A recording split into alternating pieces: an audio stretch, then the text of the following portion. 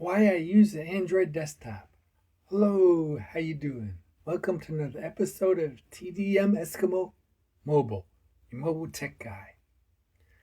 So why I use an Android desktop is a journey to share. I started with my Galaxy Note 9 Ultra. I was first excited about the S Pen. Every day I used it. Searching YouTube about my Note 9 Ultra, I learned about Samsung DeX feature, and I've been using it since then. Later, I got an original Lenovo Chromebook Duet in 2020. That history of use is an experience also to share. Then things happened and evolved in what I could do and what I wanted to do. So let's talk about the Chromebook Duet from 2020 first. It's a little crazy. I won't go into detail how crazy it was for me, but the goal was to watch DRM streaming content with the Android apps on the external monitor. I was determined at the time, and I went through a lot of research and purchase of different devices and accessories to make this happen.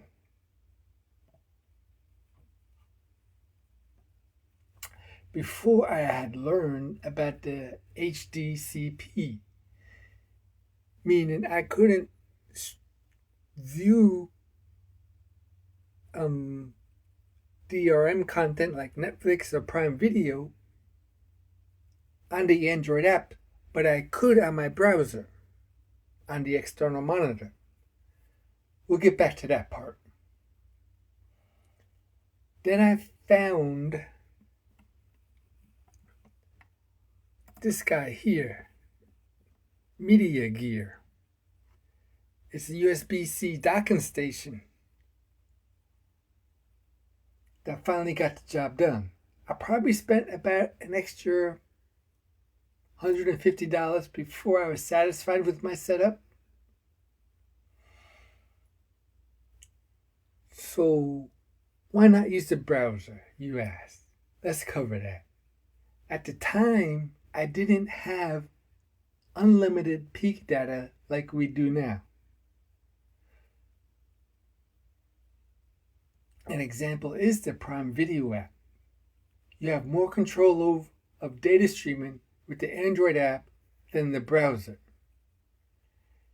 The Android app has like 4 settings of streaming data, when the browser has about 3 settings.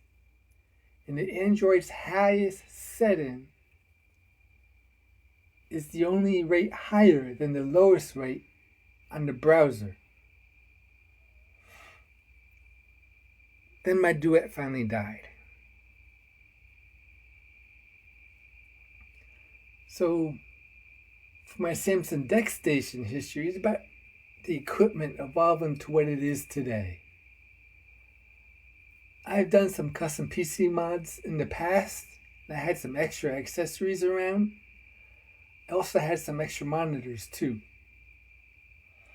In the beginning, the Samsung DeX Station and pad were the only real investments. Over time, I came to realize that Samsung DeX Station and pad has some port limitations with the ports, each only having 2 USB-A 2.0 ports. This is limiting the number of accessories I can connect.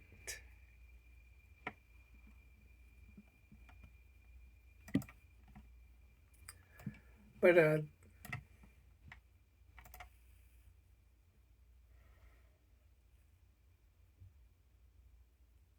so I do have another accessory on order.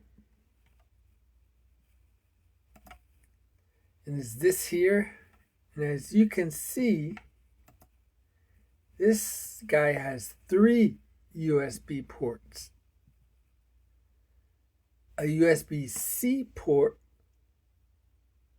and then a host USB-C port, and a USB-C port for charging, and then the HDMI and Ethernet. So the two USB ports together are 2.0, and the one by itself with the other USB-C is 3.2 ports, which means not only with the Samsung DeX Station and the Samsung DeX Pad am I limited to 2.0 ports, I now also have available 3.0 ports coming. So it's always evolving. My monitor is going to stay the same. I'm going to keep the ViewSonic touchscreen. And I also have another Raspberry Pi keyboard combo coming that has an additional oh wow, these don't show it. But it has an additional 3 as you can see right here where it's the cursor arrow, 3 USB 2.0 ports coming with it. So I have even more ports than the hub that's coming.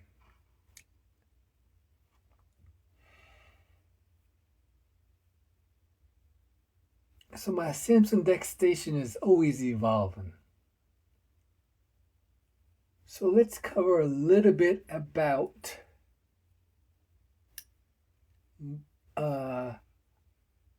my Android desktop replacing my Chrome OS 2020 Chromebook Duet.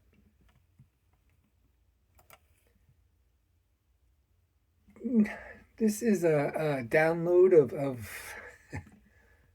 sometimes I get to Google the AI mode and I get to asking it questions.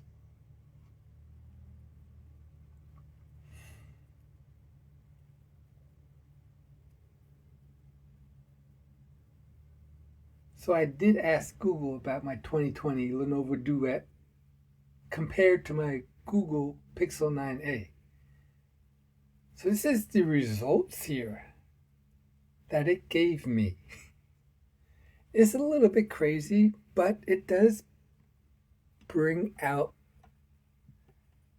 how the Pixel 9a has more performance than the Google Chromebook Duet. Now you gotta remember when the Chromebook Duet came out in 2020, it was already using a 2-year-old processor. And a little bit over a year ago, when the Pixel 9a came out, the phone and the processor was released at the same time. So it's talking about the CPU performance up here. The CPU speed of the Pixel 9a has a maximum clock speed of 3.1 gigahertz. The Chromebook Duet CPU speed has a maximum of 2.0 gigahertz. So this is what gives the CPU performance that it's talking about for the Tensor G4. Its raw speed over, I don't know if it's 3 to 4 times more faster, but it's definitely in terms of clock speed much faster. About a whole gigahertz faster.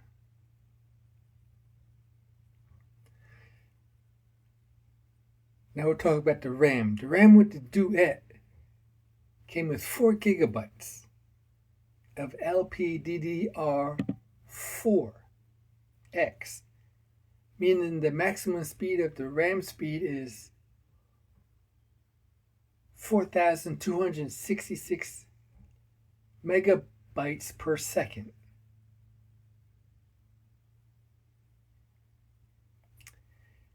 The Pixel 9a came with 8 gigabytes of RAM, already twice as much as RAM, of LPDDR5X RAM, meaning it has a maximum speed of 6,400 megabytes per second. Basically, almost 2,000 megabytes per second of a speed boost of RAM. Not only a speed boost, but twice as much as RAM. Storage. So they both came with 128 gigabytes of storage. The Duet uses eMMC storage, which is slow compared to the Pixel 9a UFS 3.1 storage, meaning the reading and writing of data and loading programs happens much faster. And if we go further down, it talks about the display output. So the Duet can only output 720p to an external monitor. Not only that, it needs hardware help on the Android apps to run your Netflix app, your Prime Video app, because of the HDCP block. So the hardware has to be acceptable to stream that data on the external monitor, the DRM data on the external monitor with the Android apps. I could do it in the browser, but like I said, there was a cellular data pricing issue I had at the time.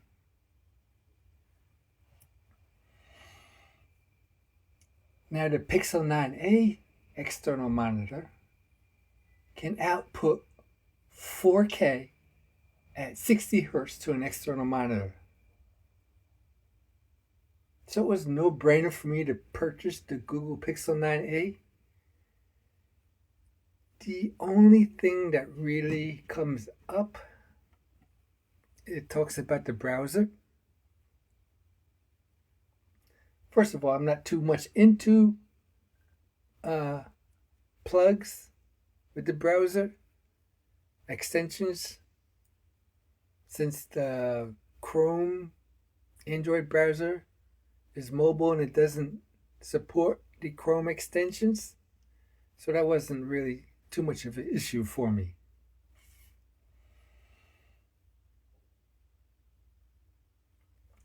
It still syncs the bookmarks and other data, so I'm good still with using the Google Chrome browser,